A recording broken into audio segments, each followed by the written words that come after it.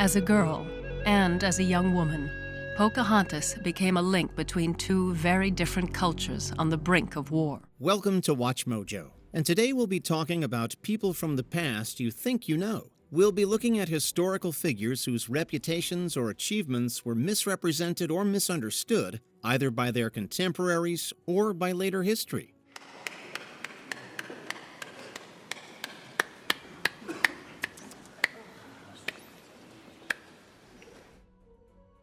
Oliver Cromwell. Like many religious men, Cromwell experienced a crisis of faith in his 30s, from which he emerged with a burning confidence in his own salvation. He was born in 1599 to what we might call a middle-class family, and then he rose to become one of England's most powerful and controversial leaders. Cromwell helped overthrow King Charles I in 1649, turning the country into a commonwealth with no monarch, and ruled as Lord Protector starting in 1653. He enacted strict Puritan laws, and his maniacal determination to conquer Ireland killed thousands of people. Mr. Cromwell, I do confess that I did greatly misjudge you, for I did mark you as an ambitious man.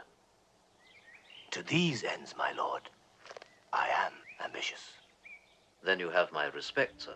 But he also ended the war with the Netherlands, invited the Jewish people back to England 360 years after they'd been banished, and even turned down the role of king when it was offered to him. Depending on who you ask, Cromwell was either a visionary champion of democracy and religious liberty or a ruthless tyrant.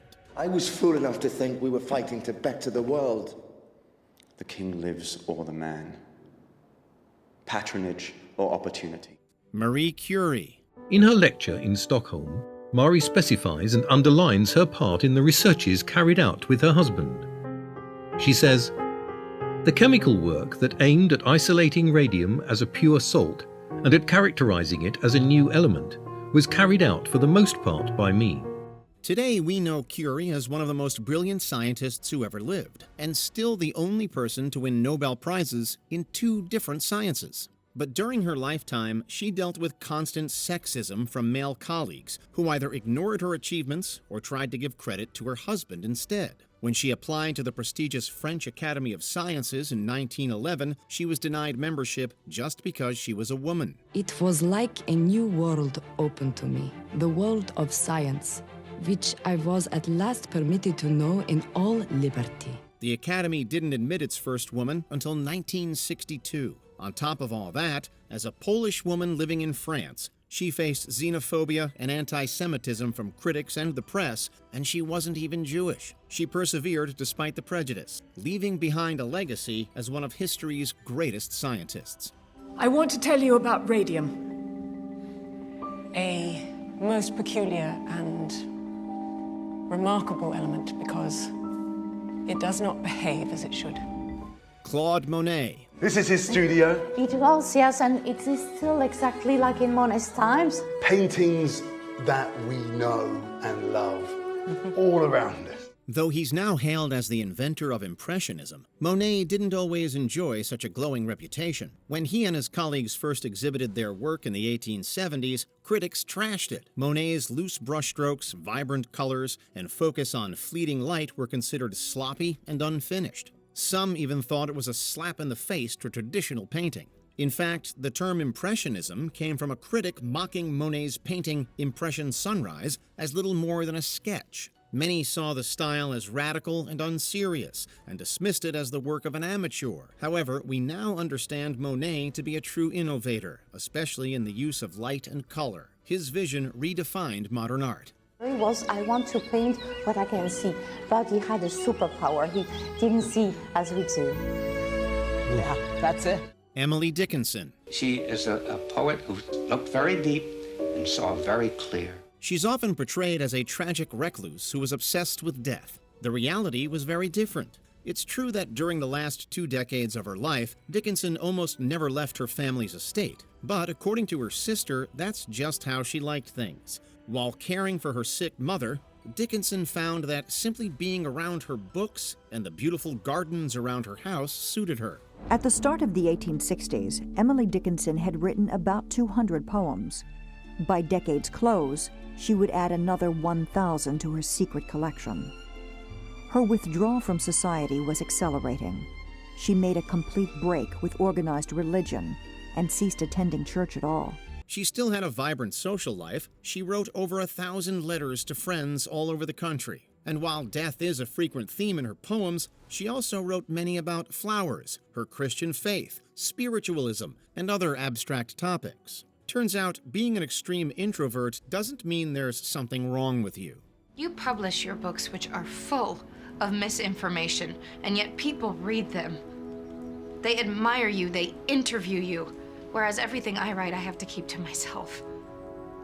Try writing something and not showing it to anyone, then you'll know what real loneliness feels like. Nikola Tesla. Tesla's tendency toward exaggeration and the manner in which he announces his ideas to the press caused the inventor a good deal of public criticism. We must be able to transmit scenes from other places over long distances. You've heard the name Tesla, and you probably know that he was an eccentric man with some peculiar habits. You might have even heard about his financial troubles and his less than cordial relationship with Thomas Edison. But do you know that Tesla actually contributed to modern science? His work on alternating current completely revolutionized electrical systems worldwide, making our modern power grids possible. Tesla continued inventing, securing patent after patent. Yet he was peculiar, dogged by troubling, persistent obsessions. He was enormously popular and celebrated, but he had a lot of odd phobias and routines. Everything that he does should be divided by 3. He also conducted experiments and invented devices that still sound like science fiction today, like Tesla coils, which transmit electricity without wires. Was he kind of a weird guy? Yeah, but aren't most geniuses? I believe that I may be the first person who has ever heard the sound of one planet greeting another. Hypatia. The sun must be at the center of everything. With us, the earth, traveling in a circle around it. She lived in Alexandria around 400 AD and was widely respected as a brilliant mathematician, astronomer, and philosopher. She worked as a teacher, counselor, and even an advisor to the Roman governor of the region. In the year 1415, she was murdered by an angry mob. Either for political or religious reasons, the jury is still out. 1,400 years later, the Victorians became obsessed with her as a tragic martyr, a weak and helpless victim, and even an erotic heroine. They painted nude portraits of her, wrote romantic novels about her, and used her death to stir up anti-Catholic sentiments. Even today, artists and filmmakers continue to misrepresent Hypatia to serve their own ends. Have any of you ever wondered at the thought that your feet are standing on the very center of the cosmos that holds all things together and pulls them together? Galileo Galilei. His early experiments laid the foundation for modern physics, and his observations revealed new truths about the universe. He didn't invent the telescope, but he did make major improvements on it. This enabled him to discover Jupiter's moons, prove the Milky Way was packed with stars just like our sun, and even show that Venus had phases. Galileo's observations of the universe made him confident that the Earth orbited the sun, not the other way around, which got him in big trouble with the Catholic Church. It is a debate about the world systems. Is the sun the center of the universe? Or is the Earth the center of the universe? He brings forward all his wonderful discoveries with the telescope. His infamous trial and house arrest tend to dominate his legacy, overshadowing just how groundbreaking his actual science was. Even after the church banned all his books and forbid him from ever publishing more, he continued researching, experimenting, and writing. In the scientific world, Galileo is often named alongside Einstein as a father of modern physics. Astronomy emerged into the marketplace. At that particular time, if one man had put up a fight, it might have had vast repercussions. Vlad the Impaler. Vlad was an Orthodox Christian with a growing reputation as a sadist and a monstrous appetite for revenge.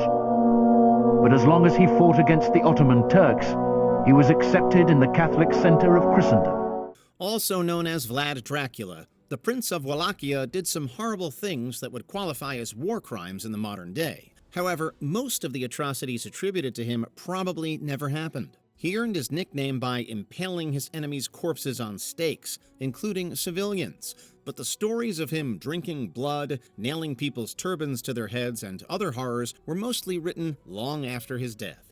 The other kings and rulers of his time had surrendered, and they all paid tribute. But Vlad fought on, with a sheer hatred that defies description. Vlad definitely wasn't a vampire and didn't even truly inspire Bram Stoker's character of Dracula. Stoker wrote his novel without knowing much about Vlad and likely just used his name because he was associated with Romania. Vlad is actually considered a national hero in Romania for successfully fighting off the Ottoman Empire. Here occurs the shocking and frightening history of the wild berserker Prince Dracula. How he impaled people and roasted them, boiled their heads in a kettle. How he skinned them alive and hacked them into pieces and then drank their blood. Genghis Khan. There's this strange thing where the name ended up as Genghis Khan. We think that the way the word got written in Persian, the pronunciation changed. Like Vlad Dracula, the first Khan of the Mongol Empire is typically portrayed as nothing but a ruthless conqueror, but the reality is much more complicated. In his quest to conquer the world, yes, he actually believed he was destined for world domination, his army killed millions of people, but he also got a lot done. He created a postal system and trade routes that connected huge regions of Eurasia, enacted legal reforms to protect women, and outlawed the kidnapping of brides. He determined to apply all the lessons he had learned throughout his life. The importance of loyalty, allegiance, and total control, backed up by brutality. Khan was also a major proponent of religious freedom, which was rare for the early 13th century. Like Dracula, today he is considered a hero in his homeland.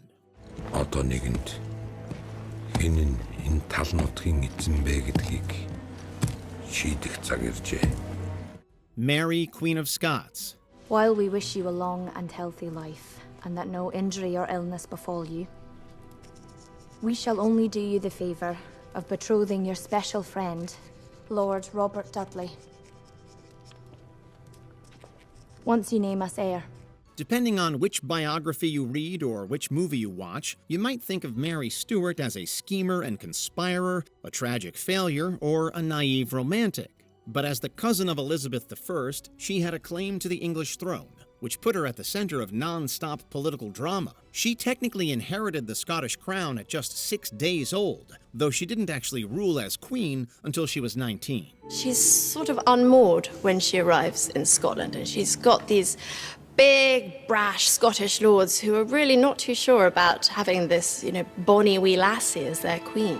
There were numerous plots against her from both the English and the Scots, and Elizabeth was paranoid that either Mary or one of her children would try to steal the throne from her. Mary was forced to navigate an incredibly dangerous political environment that ultimately resulted in her execution. She's already writing to the Catholic earls, asking for their help to free her by force of arms, if necessary. Unfortunately for Mary, it would not be that easy. Thomas Edison. When he set out to work on electric lighting, he realized pretty early that the vision encompassed everything, and that this was going to be a slog. Let's get one thing out of the way. Thomas Edison didn't invent the light bulb. Alessandro Volta beat him to that by 78 years. In fact, many inventors developed electric lamps before Edison began working on one. He did co-create a filament that lasted much longer than others, making the light bulb commercially viable. But the majority of his 1,093 patents were for things invented by people working for him. What a roaring silence from the brightest minds of America. He's using Hiram's design. Which Hiram stole from me! Not by Edison himself. He was known for stealing credit for others' ideas, and even sued people for their patents. When Tesla's alternating current system started to become more popular than Edison's direct current, Edison tried to turn public opinion against the Serbian. There's no question Edison was brilliant, but he always looked out for number one. The pressure in the Battle of the Currents remained intense because vast fortunes were at stake. Both sides fought desperately to sell new power stations. However, Edison's early hold on the market was slipping away to Westinghouse. The Buddha. With the fourth and final noble truth, the Buddha laid out a series of instructions for his disciples to follow, a way of leading the mind to enlightenment called the Noble Eightfold Path.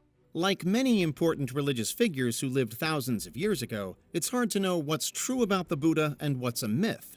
But we can tell you one thing for sure. The smiling fat Buddhas you often see in Chinese restaurants aren't the original Buddha, aka Siddhartha Gautama. That's Budai, real name Keiichi, a Chinese monk who lived around 2,000 years after Gautama and is often nicknamed the Laughing Buddha. Westerners tend to romanticize, oversimplify, and straight up misunderstand Buddhist teachings, particularly concepts like karma and enlightenment. In reality, the Buddha's ideas were complex, and some modern adherents devote their entire lives to fully understanding his path to enlightenment.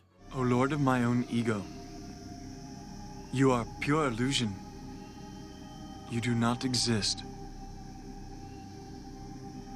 The earth is my witness. Pocahontas. She was not a princess in the European sense. If she was, then all the other daughters of Powhatan would have been, and Powhatan society was not that specialized and was not that prosperous that they could afford to have people who simply passed their lives in leisure. Don't take your history lessons from Disney movies. Pocahontas wasn't even her real name. She was born Amanute and was also called Matoaka. Pocahontas was a childhood nickname that probably meant something like playful one. She was around 11 when she met John Smith, and while she and other Powhatan people did bring the colonizers food and kept them from starving to death, she didn't save him from execution. I'm being ready with her clubs to beat out my brains. Pocahontas, the king's dearest daughter.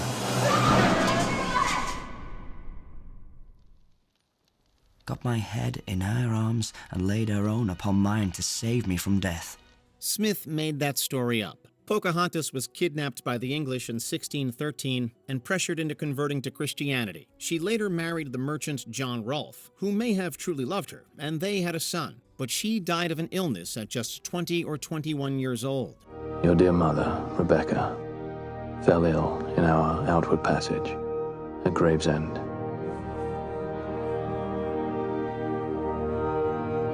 She gently reminded me that all must die. 'Tis enough, she said, that you, our child, should live. Sacagawea. With her people, Sacagawea would be a vital link for interpretation. The captain started by speaking English to Francois Labiche, a Frenchman who was the lead interpreter for the expedition. Most Americans know her only as the guide for the Lewis and Clark expedition. But even that little factoid isn't really accurate. Sacagawea was a member of either the Shoshone or Hidatsa Nation. At around 13, she was sold into marriage to a French-Canadian trapper named Charbonneau, along with another indigenous girl. The three were hired onto the expedition as interpreters. Sacagawea only helped with navigation a few times. Across the years of separation from her tribe, Sacagawea recognized Kameowe, the Shoshone chief. She gave birth to her first child during the exploration, and according to William Clark, having a native woman and a baby with them was enough to show other tribes that they were peaceful. After she died of an illness at around 25, Charbonneau gave up their kids for adoption to Clark. There is much we both can do for our people. Many things we have learned from each other we can teach to them. Patience, kindness, and the wisdom to know the truth. Anne Boleyn. I've heard what your courtiers say, and I've seen what you are. You're spoiled and vengeful and bloody. Your poetry is sour and your music is worse. She's usually portrayed as a conniving temptress who seduced Henry VIII and convinced him to abandon the Catholic Church. That last part is technically true, but there was a lot more to Anne Boleyn. She captivated King Henry with her intelligence and wit, and she knew how to play politics at court. How could I forget? You chose Mary above me when we first met. No, Anne. Yours was the only face I saw in the crowd that day. And what I wouldn't give to go back to that day, my lord. Have my chance again. But it's too late. She was a major proponent of religious reform and of translating the Bible into the common people's language. Anne wasn't afraid to speak her mind, but unfortunately, 16th century society wasn't kind to bold women. When she gave birth to a daughter instead of a son shortly after their marriage, Henry quickly started to tire of her and trumped up a reason to have her executed after just 3 years. Judge me, my lords, but never forget, your verdicts will be judged by God in the greatest court of all. Niccolo Machiavelli. He knew very well the nature of human beings and how they behave or not behave. So he is a man who is used to be in the world. To call someone Machiavellian means that they're manipulative, unempathetic, and overly ambitious. You can probably think of some people who fit that description, but the term has little to do with the real Machiavelli. He was an Italian Renaissance philosopher, historian, and political advisor. His most famous work, The Prince, describes various ways to gain power, both through virtue and through evil deeds. Scholars still debate whether The Prince was more of a manual or just a description of reality. More than 400 years after he died, an American psychologist named Richard Christie started studying these ambitious extremist types. He was fascinated by Machiavelli's writings on power and used some of the descriptions to develop a scale that he called Machiavellianism. He died in June of 1527, and legend always had it that a priest was brought to his deathbed and that he finally confessed that he was indeed the wickedest man there had been. Vincent Van Gogh. I'll show what I see to my human brothers who can't see it. It's a privilege. I can give them hope and consolation. He was the definition of a tortured artist, and sadly, that might be the only thing you know about him. Van Gogh suffered from mental health struggles all his life, but he also had an immense influence on the world of modern art. Van Gogh's use of bold color and thick brushstrokes were radical, which is one of the reasons he was so underappreciated during his time. I will consider myself happy if I can work enough to earn my living. It worries me that I have done so many pictures without ever selling one. His work was a precursor to the Expressionist movement, which portrayed a distorted reality to evoke deeper emotional truths. He produced more than 2,000 paintings, including some that are now amongst the most famous in the world, like The Starry Night. Yet he only sold one painting while he was alive. To me, Van Gogh is the finest painter of them all. Certainly the most popular great painter of all time. The most beloved. His command of color, the most magnificent. He transformed the pain of his tormented life into ecstatic beauty. Mary Magdalene. And perhaps the Gospel of Mary was just too radical. It presents Mary as a teacher and spiritual guide to the other disciples. She's not just a disciple, she's the apostle to the apostles. Talk about people who were done dirty by history. Thanks to a sermon by Pope Gregory I in 591 AD, many Western Christians believe that Mary Magdalene was a sex worker. Gregory incorrectly conflated her with the unnamed sinful woman who anoints Jesus' feet in the Gospel of Luke. But there's no biblical or historical evidence for this.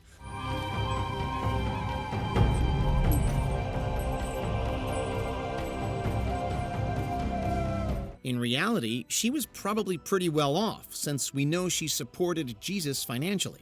In the apocryphal texts, Mary Magdalene is described as the most beloved of Jesus' disciples and an important leader in early Christianity. At least the Eastern Orthodox Church gets it right. They have always taught that she was an upstanding woman considered equal to Jesus' apostles. I'm thanking God for bringing you here.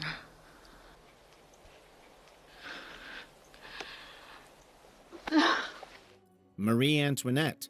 She was just 14 as she set out to conquer the French court, armed only with her charms and the instructions of her mother. She was the snobby, out-of-touch queen who supposedly said, "Let them eat cake," right? As a young and probably naive Austrian princess married into the French court, she was an easy scapegoat for France's financial problems. But the country was already drowning in debt when she arrived at the age of 15. France was in the midst of a political turmoil, and many critics were determined to take it out on Marie. Her extravagance was becoming a ready explanation for the chronic financial crisis and the persistent discontent. Her spending and gambling habits were exaggerated, while her charitable work was ignored. Much of what we think about her today is the result of smear campaigns waged against her in her own time.